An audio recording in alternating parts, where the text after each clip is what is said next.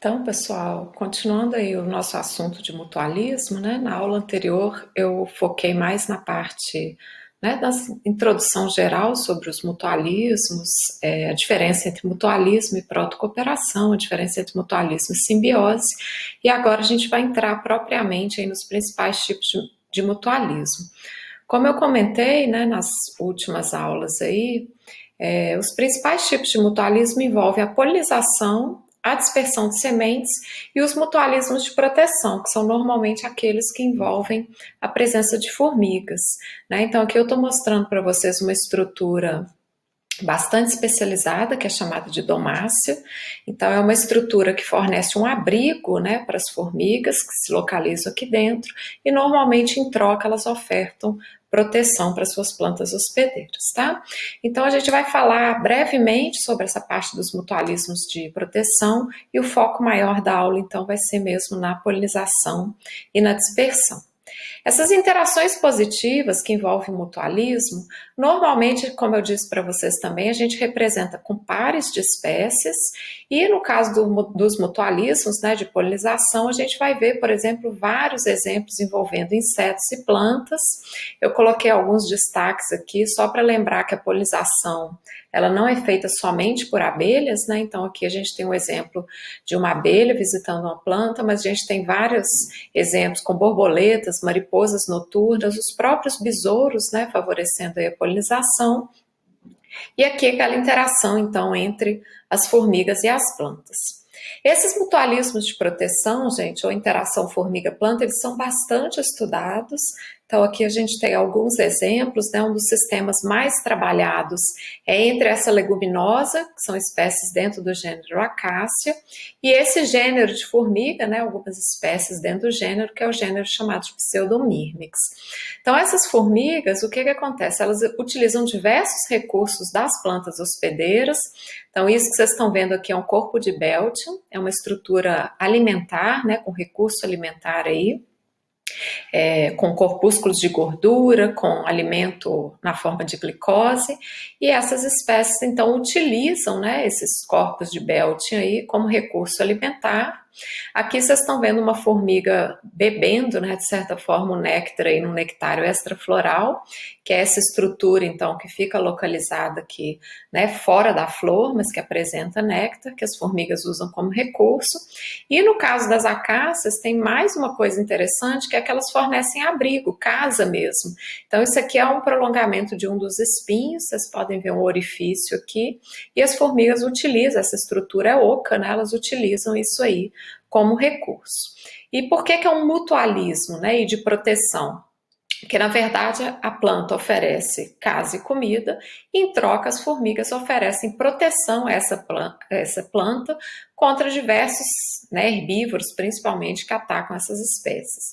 Então aqui, né, elas se juntam em um comportamento bastante agressivo e expulsam esses herbívoros que porventura cheguem nessa planta, várias vezes muito maiores que elas, né, com maior biomassa, e a gente fala que elas também são jardineiras, né, então normalmente elas podam trepadeiras ou outras espécies, né, que podem muitas vezes ocorrer aqui no subbosque, né, ou abaixo dessas plantas. Então a gente tem um bom exemplo aí de mutualismo de proteção fornecido por essas formigas nas acácias. Tem outros exemplos de mutualismo de proteção envolvendo formigas, mas que agora não passa necessariamente pelas espécies de planta, mas interação com outros insetos. Então, isso aqui é um grupo de sugadores, né? Tem vários exemplos, aqui tem uma cigarrinha, ó, pulgões, né? Então, são todos organismos sugadores de seiva elaborada, eles têm uma mandíbula, né, adaptada para esse ato aí. E a gente fala, né, então são trofobiontes, ou seja, se alimentam aí dessas plantas, e essas formigas, várias espécies estão envolvidas nessas interações, elas meio que tomam conta desses herbívoros, né? A gente fala que elas pastoreiam esses herbívoros em troca de um recurso alimentar. Esses organismos, gente, são sugadores, né? Em várias das espécies já foi detectado que o excesso de seiva elaborado, ele é liberado por uma glândula na parte posterior aqui do abdômen, então a gente tem seiva, né? Um recurso aí sendo ofertado, oferecido de maneira livre, e as formigas recolhem, então, esse recurso adocicado, chama honeydew, em inglês, e elas recolhem esse recurso e em troca elas vão tomar conta, né, pastorear ou vigiar esses herbívoros sugadores, tá? Então é o mutualismo de proteção que envolve a formiga e esses trofobiontes, que seriam esses organismos que se alimentam aí diretamente dessa seiva elaborada. Então tem vários exemplos da importância, né, dessas interações, das consequências dessas interações para as plantas, para os predadores, né, para outros grupos que utilizam essas plantas, mas a gente não vai ser o foco aqui dessa disciplina, né? Durante o curso de biologia aí, vocês têm disciplinas de interação inseto-planta, ecologia de insetos, como optativas, e esses assuntos, né, são normalmente abordados nessas disciplinas. Então a gente vai focar, pessoal, essa aula de hoje realmente na polinização, né? Então tem dois bons exemplos aqui, um morcego e uma abelha cobertos de pólen, como vocês estão vendo aqui, né, um recurso bastante caro, bastante precioso aí para as plantas. E a partir dessa visita, né, entre diversos indivíduos de plantas aí, a gente vê a transferência, né, desses grãos de pólen, promovendo então a fecundação cruzada, né? Então importantíssimo para a reprodução e para a evolução aí dessas plantas. Então, além, né, dessa parte mais ecológica e da polinização, a gente sabe também que a polinização ela é um serviço, né? Está dentro de uma categoria que a gente chama de serviços ecossistêmicos. O que significa isso? São serviços que são prestados gratuitamente por organismos que compõem, né, o ambiente natural e que trazem benefício aí para o funcionamento desses ecossistemas, né? Então, esse simples ato das abelhas visitarem flores, carrearem o pólen, né, elas possuem estruturas aí bastante específicas para carrear esse pólen. E o simples fato delas fazerem isso normalmente, né, essa é uma atividade corriqueira, vamos dizer assim, para as abelhas, elas estão promovendo um importante serviço, né, que é a polinização, tanto de plantas de cultura quanto de plantas de ambiente natural, né? E hoje a gente tem vivido uma grande preocupação com o declínio global de abelhas, né? Ele tem ocorrido, a gente tem medidas aí globais da abundância, né, de diversas espécies de abelhas, e os últimos dados, né, mostram aí que realmente tem havido um decréscimo global, uma série de causas estão sendo examinadas, né, para entender por que as abelhas estão diminuindo, mas a gente sabe que isso coloca em risco a segurança alimentar. Né? Então tem vários cartoons aqui mostrando isso, né, que 90% das plantas dependem em alguma intensidade, né, das abelhas para polinização, e várias dessas plantas são aquelas que a gente usa para alimentação, né? Então esse decréscimo das abelhas comprometendo o serviço da polinização, ele vai colocar em risco, né, a segurança alimentar humana aí. Tem uma série de trabalhos, né, tentando entender esse declínio global de polinizadores, tá, gente? Depois a gente vai voltar nessa parte aí dos serviços ecossistêmicos, uma série de causas sendo avaliadas. Então aqui eu coloquei só alguns números, né, no infográfico aqui para vocês. O declínio global não é somente, né, nas abelhas, tem trabalhos bem recentes, saiu um agora em 2020, mostrando que 4 em cada 10 abelhas ou borboletas, que também são excelentes polinizadores, estão aí correndo risco de extinção, né? A gente tem tido aí grandes defaunações, né? Ou seja, perda aí de espécies de vertebrados de grande porte, né, de tamanho corporal aí maior, que normalmente são aqueles que prestam um serviço eficiente, né, tanto na polinização quanto na dispersão de sementes. Então isso também coloca em risco a reprodução dessas plantas, e a gente sabe que mais de 75%, né, das plantas agriculturáveis aí, elas se beneficiam da polinização animal, né, mesmo que elas não dependam exclusivamente dos polinizadores. O que a gente sabe é que na presença dos polinizadores, normalmente a gente tem um aumento tanto na quantidade quanto na qualidade do alimento produzido. Isso sem falar, pessoal, a produção de mel, né, somente a produção de mel, né, de pólen, geleia real, são todos produtos, né, advindos aí desse serviço das abelhas e que fazem parte, né, desses serviços ecossistêmicos com importância enorme aí para a população humana. E o que a gente tem visto, uma série de alterações, né, que incluem aí eventos climáticos extremos, né, aumento de temperatura aí durante o antropoceno, o uso indiscriminado, né, de agrotóxicos, mudanças na paisagem, né, da forma que a gente usa a terra aí, e isso tudo levando então a esse declínio global de polinizadores, né? Então são coisas que a gente precisa se preocupar urgentemente aí, e na verdade antes que seja tarde demais, né? Enquanto a gente consegue fazer alguma coisa. Então saiu um relatório em maio de 2019, depois eu coloquei aqui só para lembrar, e vocês, depois quem tiver interesse nessa área, né, deem uma olhada.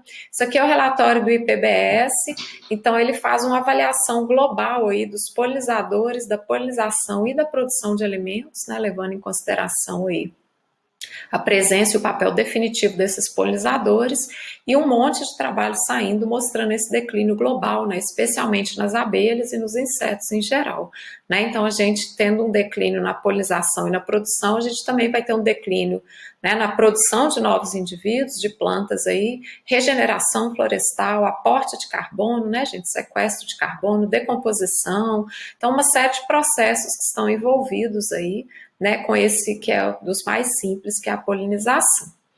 Então, voltando aqui especificamente para a polinização, o que significa, né? O que é a polinização, né? Vocês já fizeram a parte de botânica aí, mas só relembrando, gente, é a transferência, né, do pólen da estrutura reprodutiva masculina para a estrutura feminina.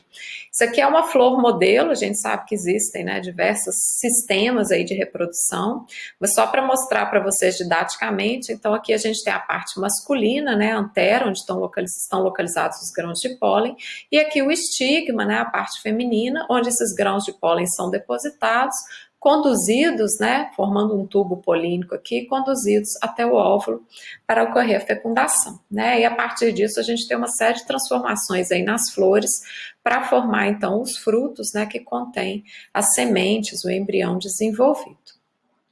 Então tem várias estruturas florais, né, mas não é o caso da nossa disciplina aqui, mas eu gostaria de mostrar para vocês, né, basicamente algumas dessas estruturas assim que são importantes para a parte da polinização. Então, muitas vezes a cor das pétalas, o tamanho da flor, a antes, né, o horário que ela abre, por quanto tempo essa flor fica aberta, isso tudo, a organização das partes reprodutivas, né, aqui é um bom exemplo, ó, onde o estigma acima aqui da antera é uma forma, por exemplo, de evitar, prevenir ou reduzir a autofecundação, né? Fica mais difícil, ó, do grão de pólen cair aqui no estigma, né? Então a gente tem diversos arranjos florais que incluem, inclusive, sexos completamente separados, né? Flores somente femininas e flores somente masculinas, que são sistemas dioicos aí. E a gente tem uma série de características nas flores, né, que funcionam aí como atração para esses polinizadores, tá? Então a gente vai dar uma olhadinha nisso também. Quais são os principais tipos de polinização? A que a gente chama de abiótica, que é aquela que não depende dos vetores, né, ou dos animais, não tem garantia nenhuma de sucesso, tá, gente? Porque ela não é direcionada. Então, o grão de pólen, por exemplo, ele é carreado no vento, e se cair num outro indivíduo, né, que tem aí, que esteja receptivo, a gente tem, então, a fecundação. Essa polinização abiótica, ela pode ser, né, pelo vento, que é o que a gente chama de anemofilia, e pode ser também, no caso das plantas aquáticas, né, pela água, que é o que a gente chama de hidrofilia. Então, essa estrutura reprodutiva ela tem que ser carreada na água e atingir o outro indivíduo. O que interessa para a gente aqui, nessa aula particularmente, é o que a gente chama de polinização biótica, que é aquela que exige, né, um polinizador ou um vetor de pólen. E normalmente, pessoal, essa interação vai envolver um jogo de interesses, tanto por parte da planta, quanto por parte do polinizador, claro, para garantir o sucesso, né, que existe aí nesse processo. Então, a gente observa hoje uma evolução das estratégias de polinização. Então, lá no início, né, quando a gente ainda não tinha o surgimento das angiospermas, essas plantas com flores, né, então antes do Cretáceo, aí, onde ainda existiam os dinossauros, né, as plantas aqui, né, que não possuíam flores, a maioria delas ia ser, né, dispersa aí pelo vento. Com o aparecimento, né, das angiospermas, das plantas com flores, da grande radiação adaptativa tanto dos mamíferos quanto dos insetos, a gente observa, né, uma predominância ou um início aí desses processos de polinização por animais, tá? Não que o vento não seja importante, inclusive tem algumas angiospermas, né, várias, aliás, que são polinizadas pelo vento, tá? Mas a gente começa a perceber uma importância maior desses animais, não só na polinização, mas na evolução floral.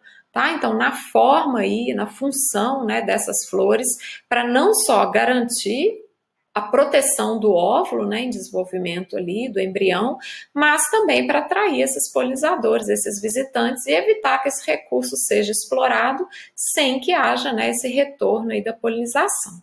Então a gente observa uma série de evoluções aí nas estratégias de polinização. As flores mais primitivas, por exemplo, tinham simetria, tinham simetria radial. Elas são formadas por muitas partes, né, muitas pétalas aí, normalmente não tem fusão, né, dessas partes. Nas flores mais avançadas, bons exemplos são as orquídeas aí. A gente já observa poucas partes, mas partes fundidas, tá? Isso garante, gente, né, muito mais segurança aí dessas partes florais e garante, por exemplo, que estruturas, né, bem desenvolvidas aí com a presença desses copos, né, desses cálices aí, onde o néctar é depositado, presença de pétalas fortes, né, plataforma de pouso aí para esses polinizadores que permitem, por exemplo, que uma abelha grande pouse aqui e vai sacudir essa flor para tirar os grãos de pólen, mas sem que a gente tenha prejuízo, por exemplo, para as pétalas, né, ou para a estrutura floral, tá? Então, esse seria exemplo de flores aí mais avançadas. Um bom exemplo disso também são as chamadas guias de néctar. Então, aqui vocês estão vendo uma flor, né, amarela aí pra gente, em luz natural. Aqui uma parte das pétalas foram removidas, tá, gente? As partes reprodutivas, mas é só para vocês verem. Elas, sobre luz ultravioleta, que é o que as abelhas enxergam, vocês estão vendo que ela tem uma coloração, uma estrutura completamente diferente. Isso aqui é chamado guia de néctar.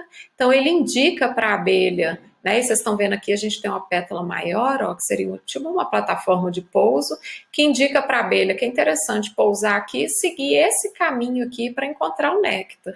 Né? E o que está acontecendo? Aqui a gente tem as estruturas reprodutivas, né? Tem uma parte aqui, ó, e a abelha, ao fazer esse caminho, ela acaba tocando, né, nessas anteras aqui carregadas de pólen, e com isso ela promove a polinização, ela promove a remoção do grão de pólen. Quando ela faz isso em outra planta, ela transporta o grão de pólen, né? Então são todas estruturas adaptadas aí e que fazem com que a gente acredite, né, que a polinização é um evento importante aí, né, na evolução das flores, e que vários desses atributos das flores, como a cor, a forma, né, a presença do néctar, onde que o néctar está, vão ser importantes aí para esses organismos visitantes e polinizadores.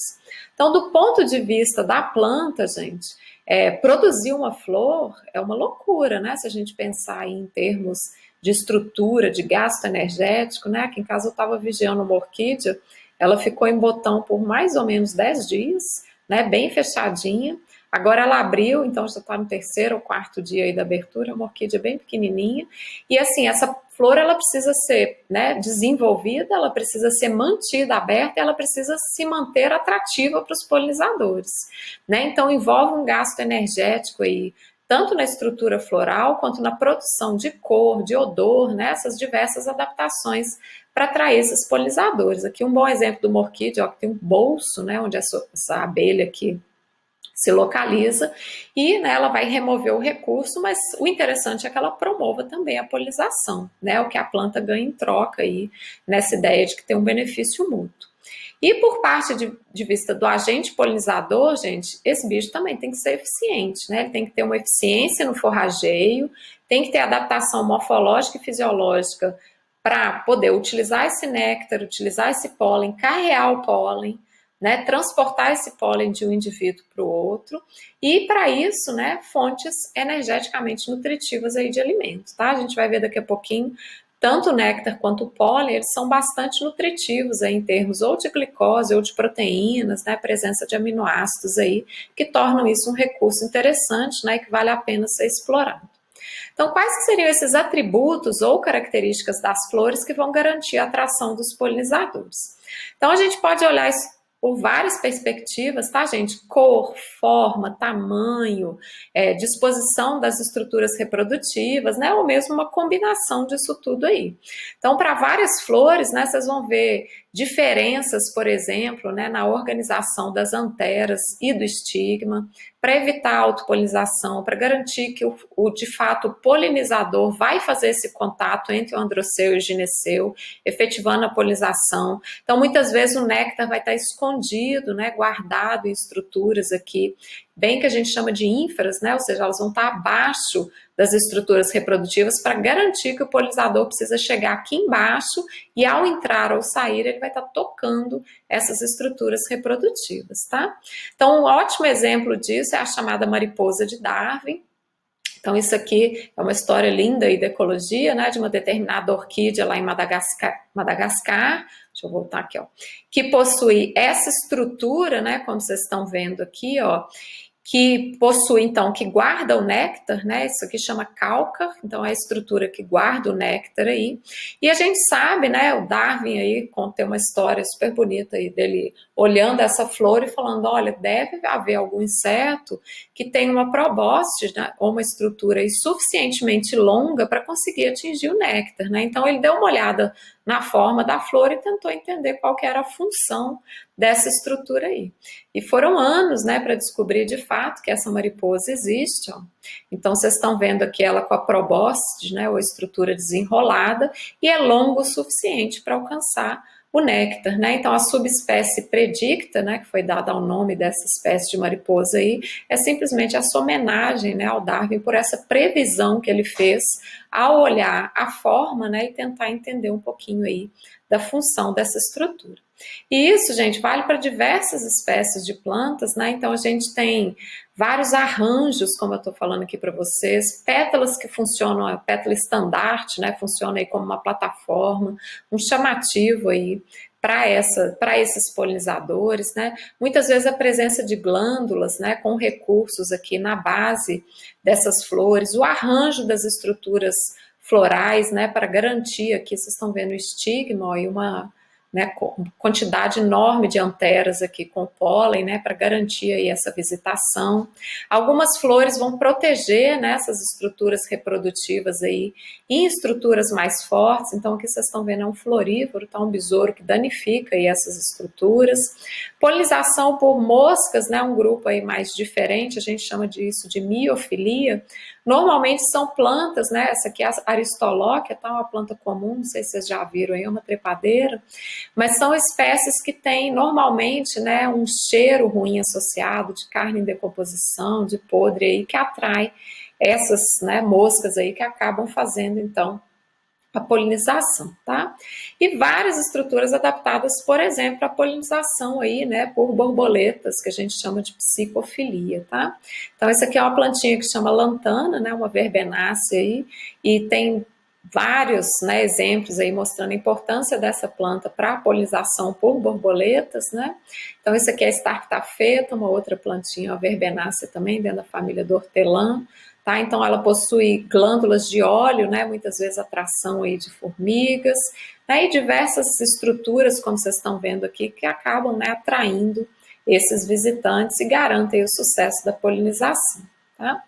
E o que a gente mais trabalha, né, das mais estudadas, é a melitofilia, né? Então aqui é uma iridácea, aqui o maracujá, né, uma passiflora aí, mostrando aí, né, diversas adaptações, tanto das abelhas para conseguir carrear, né, esse néctar, utilizar o pólen, né, utilizar esses recursos da planta, quanto das plantas para garantir a atração aí, né, desses organismos.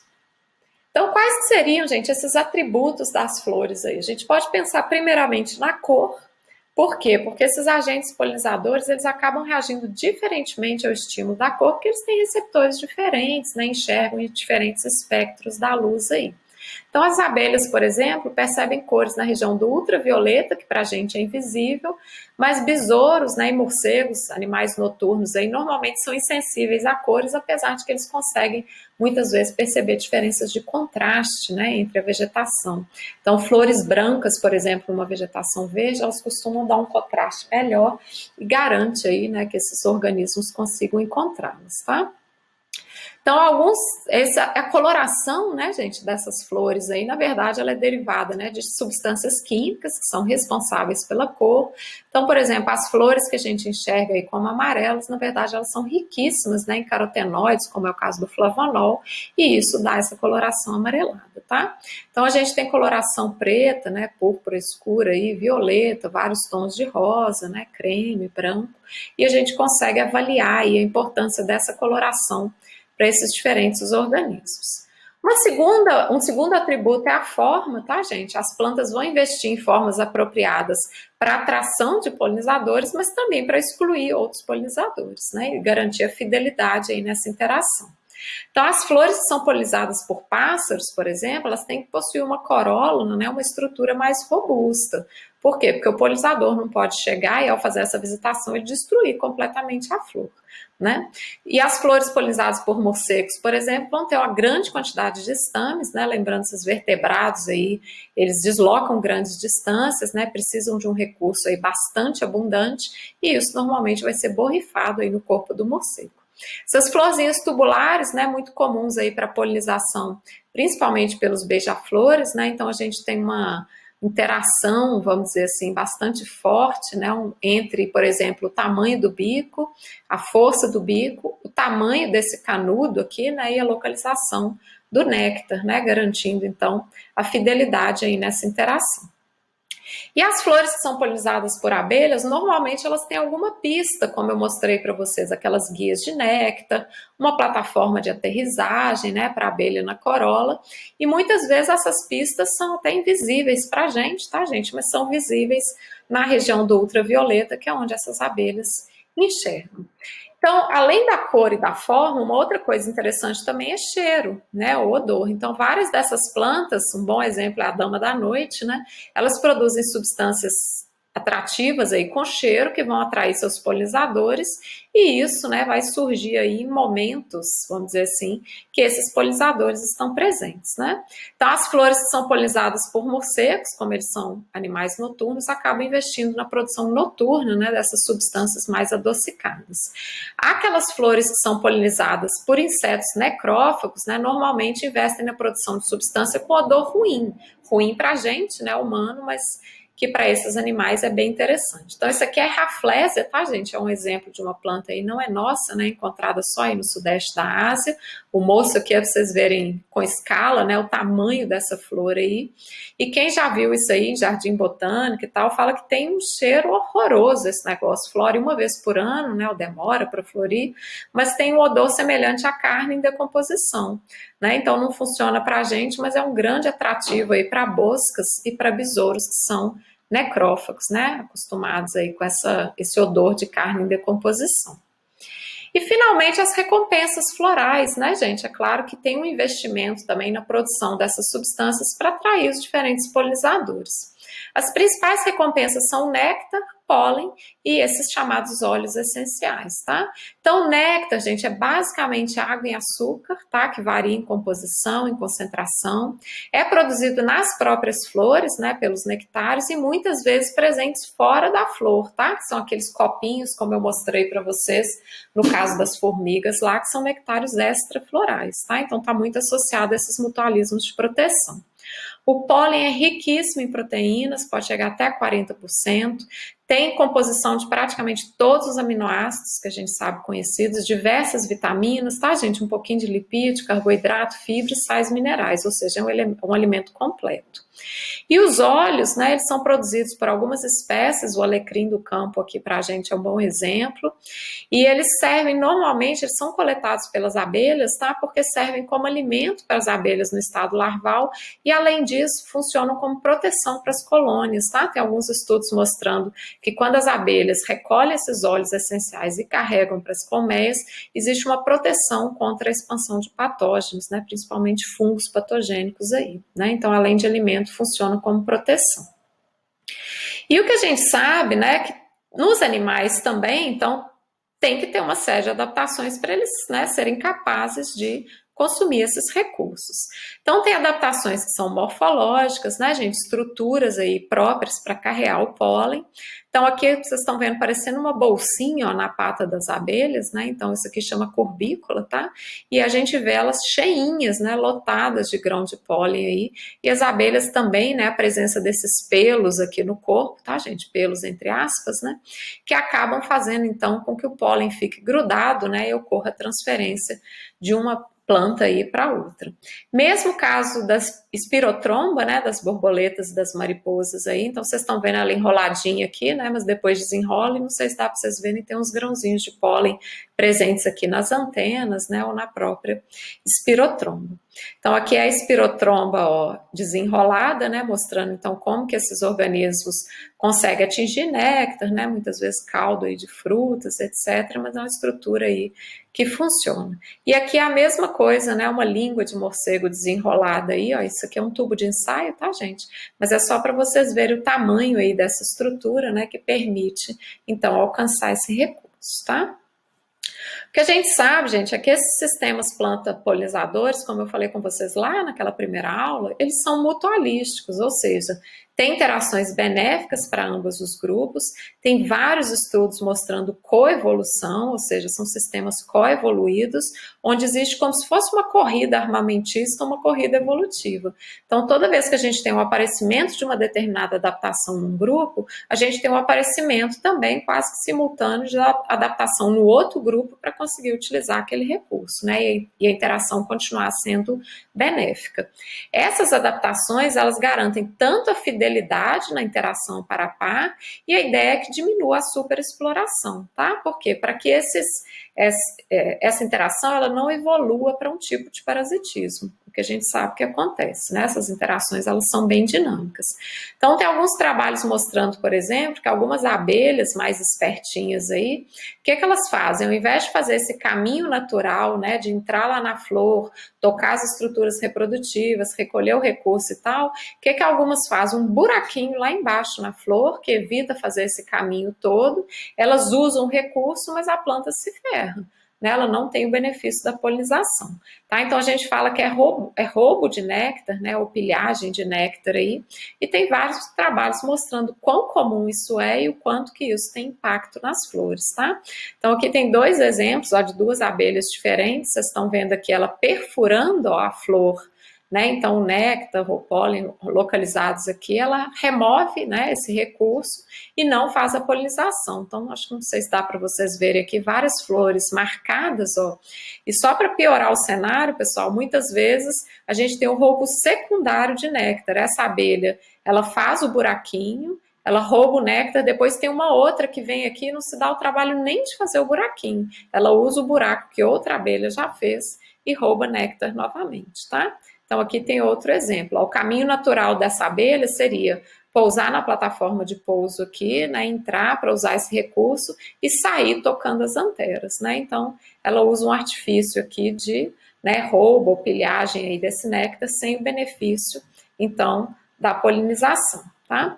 Então, o que a gente sabe é que a polinização ela pode evoluir para essas interações negativas, tá? E o melhor exemplo, né, dá para vocês verem bem claro aqui, ó, seria esses pilhadores ou ladrões de néctar, tá? Então, por isso que a gente fala que tem como se fosse uma corrida evolutiva, né, uma corrida armada aí, para que a planta tenha adaptações para evitar a pilhagem de néctar e garantir, então, a fidelidade dessa interação para que ela continue, né, benéfica para ambos os organismos envolvidos, tá bom?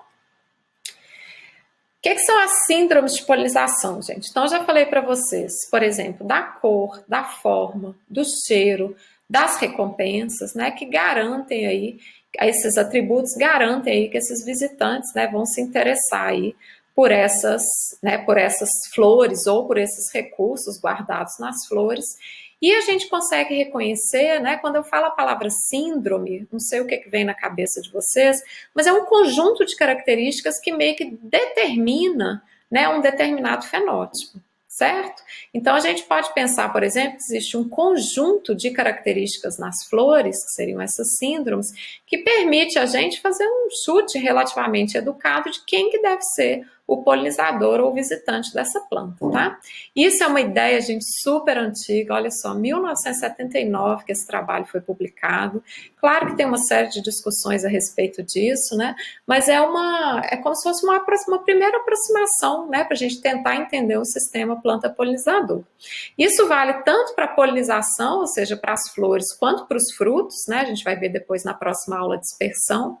E é um conjunto de características, né? Tanto das flores quanto dos frutos, que vão atrair alguns tipos particulares, né, de visitantes e excluir outros, tá? Então a gente pensa na cor, no odor, né, no tamanho, na forma, como a gente já conversou. Então o que a gente sabe de algumas dessas síndromes? Plantas que têm, por exemplo, flores roxas, né, mais escuras, com aquele cheiro, normalmente pequenas, mas com aquele cheiro ruim de carne em decomposição, aqui vocês estão vendo dois gêneros, tá, de famílias completamente distintas na botânica, mas que são visitadas por moscas, né, ou seja, esse conjunto de características, mesmo presente em espécies distintas aí, atraem o mesmo grupo que seriam as moscas, tá? Mesma coisa para os beija-flores, ó. A gente tem duas espécies aqui, eritrina, dois gêneros, né? Eritrina e monarda, completamente diferentes, né? Não relacionados, mas olha só como que as flores são parecidas, né? Elas têm esse mesmo conjunto de características.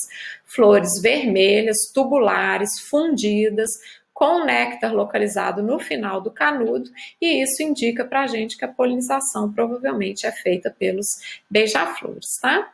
Mesma coisa, uma planta que tem lá flores brancas, né? Se ela abrir de noite, por exemplo, tiver aquele cheiro adocicado, provavelmente polinização por mariposa, né? E dentro dos lepidópteros, tá? Então, isso, gente, é meio que uma primeira aproximação, né? E depois disso a gente expande os estudos para tentar entender um pouco aí dessa evolução floral. Então, aqui tem uma tabela, tá? Depois eu vou disponibilizar os slides para vocês. Só para dar uma noção, né, uma ideia para vocês, quais são as principais síndromes que a gente trabalha. Então, as síndromes estão aqui dentro dessas características florais, né, e aqui é o nome que a gente dá a cada uma dessas síndromes. Então, vamos pegar abelhas aqui, por exemplo. Então, a síndrome de polinização por abelhas a gente chama de melitofilia. Melito vem de abelha, filia significa amigo, né, ou companheiro, aí no caso do mutualismo. Então, por exemplo, para as abelhas, como eles são organismos diurnos, é interessante que a ântese ou abertura das flores também seja diurna, né? Em relação à corola, né, outras partes da flor, normalmente aberta, pode ser tubulosa, mas com uma plataforma de pouso, uma cor mais viva, tá? Incluindo amarelo, azul e lilás, nunca vermelho, porque as abelhas não enxergam nesse espectro, né? Com odor mais suave, bastante néctar, pólen, óleo, resina, né, que é o que é interessante como recurso para esses organismos.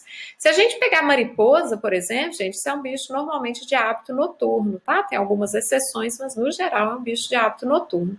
Então, o interessante, ao contrário das abelhas, é que a flor abre de noite, né, e que possuem aí um cheiro forte, adocicado, bastante néctar como recurso, tá? Então, essas mariposas, né, vão utilizar isso aí, né, como indicativo da qualidade dessa flor, fica mais fácil localizar a flor, e aí a gente tem, então, esse evento da visita ou da polinização.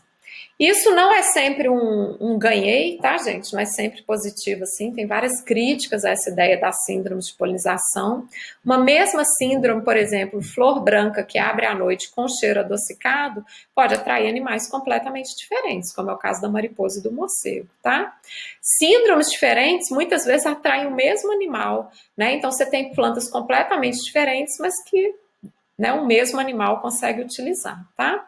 Então, tem várias críticas aí que a especialização, ou seja, ser tão especializado, né, uma síndrome tão particular, assim, um conjunto de características muito particular, pode não ser a regra, né? Então, é mais interessante ser o mais geral para garantir aí essa polinização, tá?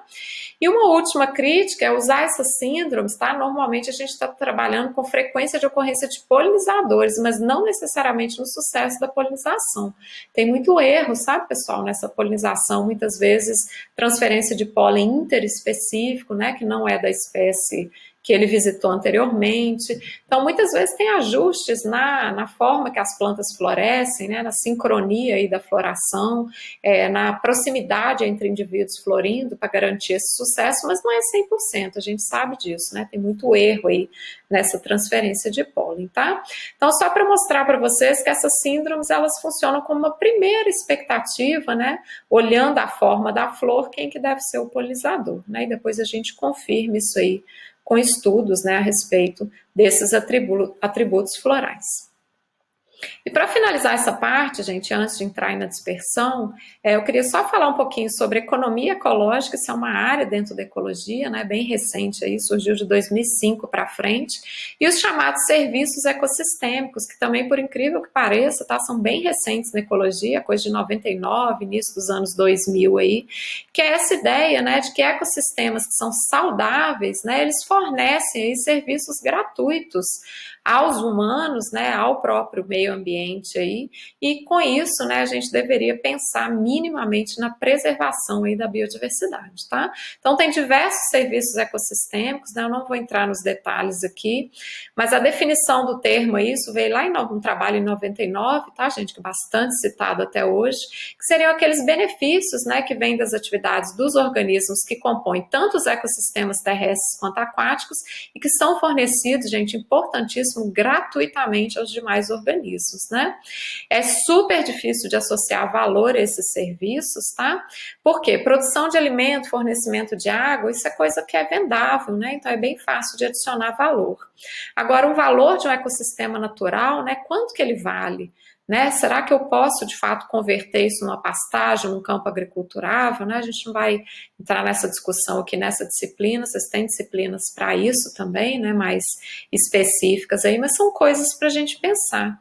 Né? Ou seja, o valor total do serviço de um ecossistema, ele pode ser estimado, sim, pelo valor direto, que é medido em termos, né, de produção aí de madeira, etc. Um valor indireto, né, desses serviços aí, como a filtragem da água, né, a manutenção dos gases atmosféricos no ar, a decomposição, né, do solo aí, ciclagem de nutrientes, né, prestados aí por macro e micro-organismos, ou o próprio valor de bem, né? Eu posso achar, por exemplo, que a biodiversidade é importantíssima e eu quero que meus filhos, meus netos, meus tataranetos tenham direito, né, a ver um animal vivo aí. Tá? Então esse é o mais difícil de valorar, mas não deixa de ser, né, um valor aí desses serviços. Então esses valores que a gente chama diretos são os mais fáceis de tarifar, tá? Por quê? Porque a gente tem um valor de mercado, né, atribuído a esses produtos, como é o caso da água, da lenha, né, da produção de alimentos. Mas o que interessa aqui para a gente são os indiretos, né, que seriam aqueles serviços prestados pelos ecossistemas, mas que não tem uma tarifação direta, tá, gente? Mas que a gente consegue estimar o valor, que é o caso, por exemplo, da polinização e da dispersão. Então, aqui tem um bom exemplo de uma abelha, ó, com a curbícula bem cheinha, né? Vocês estão vendo os grãos de pólen aqui. Muitas vezes a gente vai ver isso tudo aqui no corpo dessas abelhas também, e a transferência, né, de uma flor para outra. E por último, é aquele valor de bem, que é o que eu estava falando para vocês, eu posso simplesmente acreditar, né, que esses animais, estou usando a fofofauna aqui, né, o panda, mas eles têm direito de existência, é um patrimônio para as gerações futuras, tá? De certa forma, eticamente, né, isso aqui por si só já deveria, né, ser uma prerrogativa aí para a gente promover a conservação, mas infelizmente a gente sabe que não é bem assim, né, gente? Então, tem vários ecosserviços, tá, gente? Eles são divididos em várias categorias aqui. Eu vou dar o foco aqui somente na polinização, e especialmente na polinização pelas abelhas, tá? Que é o que a gente tem mais tarifado aí. Então, aqui tem a comparação entre os ecosserviços no ambiente natural e no ambiente modificado. Depois, vocês derem uma olhada nessa tabela aqui, vocês vão ver que sempre no ambiente modificado a gente tem uma redução desses serviços ambientais, e isso também já deveria ser, né, um bom argumento aí para a conservação desses ambientes, mas a gente sabe que o desenvolvimento, né, muitas vezes é inevitável, e a ideia, então, é tentar fazer isso de maneira mais sustentável, tá?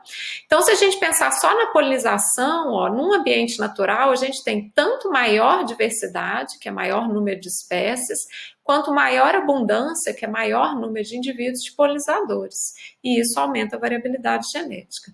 No ambiente modificado, então, quando a gente converte um ambiente natural numa cidade, num ambiente rural com uso de pesticidas, né, em locais para industrialização, campo agriculturável, pastagem, a gente coloca fogo, né, modifica essa paisagem aí, a gente vai ter um número reduzido de espécies, por exemplo, pelo uso de agrotóxicos e inseticidas, e isso leva a uma queda direta aí na produtividade, tá? Então, só alguns exemplos para vocês, a dependência de algumas culturas em abelhas para polinização, ó, na soja varia entre 5% e 30%, na maçã, gente, então tem um exemplo aqui da flor da macieira, ó, a dependência das maçãs das abelhas é em torno de 90%, ou seja, se a gente perder as abelhas, a gente vai ter uma queda significativa na produção aí das maçãs, ou a gente vai ter que dar um jeito de fazer o que as abelhas fazem de graça, tá? Pegar um pincelzinho, ir lá e transferir o pólen de uma flor para outra, rezar para dar tudo certo, né, para ter a formação do tubo polínico, a gente ter frutos sendo produzidos, tá? Isso vale para diversas culturas aí. Tem um trabalho legal que foi feito aqui no Brasil, mostrando que o algodão, por exemplo, ele não depende tanto das abelhas, né, ou exclusivamente aí dessas abelhas, mas o que acontece? Na presença de abelhas, o algodão produzido tem mais fibra, tem mais semente por fruto e isso garante uma maior produtividade, tá? Então aqui é a flor do algodão, vocês estão vendo uma abelha aqui, e eles fizeram esse estudo comparando a produção convencional do algodão, que é em fazendas, né, grandes aí, lavouras de até 5.000 hectares, e a produção orgânica familiar, tá? Que mantém aquela mata nativa no entorno, né? Sem uso de agrotóxico, mantém um ambiente natural, e aí a gente tem então a presença das abelhas, tá? Ou seja, quanto mais abelhas, melhor aí para o algodão. Então, o que a gente sabe, né, é que sem essas abelhas a gente vai perder alimento, tá? Elas são responsáveis pela polinização de quase 70% das culturas agrícolas, com grande destaque aqui, então, né, para maçã e mirtilo, que é essa frutinha azul aqui, não é muito comum para a gente, mas para pêssego, ó, chega até 50%, várias das oleaginosas, como a caso das amêndoas, em torno de 100%, tá? O algodão tá aqui, ó, a própria soja, né, que é base aí para diversos recursos que a gente usa. Por que as abelhas estão caindo, né, pessoal? Por que está tendo esse declínio global de abelha? Uma série de causas estão sendo avaliadas e, infelizmente, elas são simultâneas, tá? Envolvem mudanças climáticas globais, principalmente aumento de temperatura, uso de pesticidas em cultura, isso acaba diminuindo a qualidade do néctar, tá? Então, a gente tem uma série de deformações e transformações nessas abelhas aí. Então, o uso, por exemplo, de inseticidas derivados da nicotina, já foi comprovado que elas têm, né? Isso aqui é uma substância tóxica, né, gente? Um alcaloide aí. Então, tem efeitos, né, no desenvolvimento dessas abelhas. E para piorar o cenário, né, completar o circo aí, a gente tem um ácaro ectoparasita, que é esse que vocês estão vendo aqui. Então, é um parasita externo, né, no corpo dessas abelhas. É esse aqui, ó, Varroa destructor, que também tem causado, então, sérios problemas aí, tá? O que a gente tem feito é assim, né, tem alguns trabalhos saindo aí, mais bem feitos, mostrando a avaliação de todos esses governantes do declínio aqui ao mesmo tempo, né, simultaneamente, tentando mostrar para cada local o que é mais importante, né, para ser modificado aí, para a gente garantir o sucesso da polinização. E finalmente, gente, a gente conseguiu adicionar valor econômico, né? Aqui está em euro aí, mas a gente conseguiu adicionar valor econômico, né? Da presença dessas abelhas aí para a produção de alimentos, tá? Então aqui é euros por tonelada métrica aí para várias categorias, né? Incluindo vegetais, cereais, né? As frutas aí, aqui as nozes, ó, temperos, né? E o que a gente sabe é que globalmente, né? As abelhas são responsáveis aí por 10% de toda a produção de alimentos, tá, gente? Isso dá 153 bilhões por ano aí, e esse valor com certeza já está desatualizado, né? Então, manter as abelhas é um serviço ecossistêmico importantíssimo. O que a gente viu, esse paper aqui é super recente, tá, gente? Saiu agora em abril de 2020, aí durante a pandemia. É um artigo do Van Klink, colaboradores que está na Science, que mostrou, tá, através de estudos globais, vocês estão vendo os pontos, né, no globo aqui onde eles avaliaram, que está tendo um declínio global aí nos insetos terrestres, tá? Não só as abelhas, mas borboletas, né, formigas, cupins, diversos organismos aí. Então, isso aqui mostra a mudança ao longo do tempo, tá? Eles avaliaram séries temporais bem longas aí. Quanto mais puxado para o vermelho, significa que está tendo declínio ao longo das últimas décadas.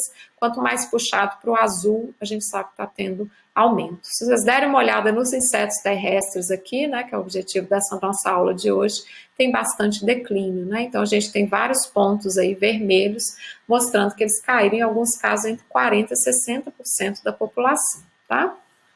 Isso vai definitivamente afetar as abelhas, né, gente? Já está afetando. Então, o declínio tanto nas abelhas quanto outros polinizadores, como é o caso das borboletas aí, isso vai ameaçar tanto as culturas quanto as plantas nativas aí. 60% das espécies de abelhas que são polinizadoras, né, ou dos insetos no geral aí, incluindo abelhas, mariposas e borboletas, já estão em declínio, né? Então, em torno de 60%. E a gente observa uma perda de mais da metade, tá, gente, das colônias da abelha melífera, né? Isso aqui é a Apis mellifera, que é globalmente avaliada aí, desde 1985, tá? O que está ameaçando essas abelhas? Principalmente a perda de hábitat. Então, quando a gente pega uma área natural de mata e converte isso num campo de agricultura, gente, né, mesmo com a presença aí das flores e tal, o que a gente sabe é que várias dessas abelhas, elas perdem o substrato onde elas colocam o ninho, né? Então, várias dessas abelhas grandes, por exemplo, não conseguem fazer ninho canavial, não. Né? Então não adianta ter canavial, porque elas não vão conseguir nidificar. Então a manutenção da mata, né, no entorno, que é o que é feito aí na maioria das propriedades conscientes, né, e orgânicas aí, acaba tendo, né, esse duplo positivo aí, além da redução do uso do agrotóxico local aí, né, para nidificação dessas abelhas. Então perda de hábitat é importantíssimo. Além disso, exposição a pesticidas, né, vários deles são bem gerais. Então, a gente observa um efeito negativo direto aí nessas abelhas, mais a presença de patógenos, né, como eu mostrei para vocês, aquele ectoparasita. Então, a combinação disso tudo acaba levando a esse declínio das abelhas e colocando em risco, né, essa produção de alimentos, a polinização das plantas nativas, né, e a segurança aí alimentar. Então, eu encerro aqui a parte, gente, da polinização, tá? E no próximo vídeo aqui, né, na próxima aula, eu vou focar só na dispersão de sementes, tá bom? Então, a gente vai fechando aqui para poder, então, fazer, né, na próxima aula aí, só esse foco na parte aí da dispersão.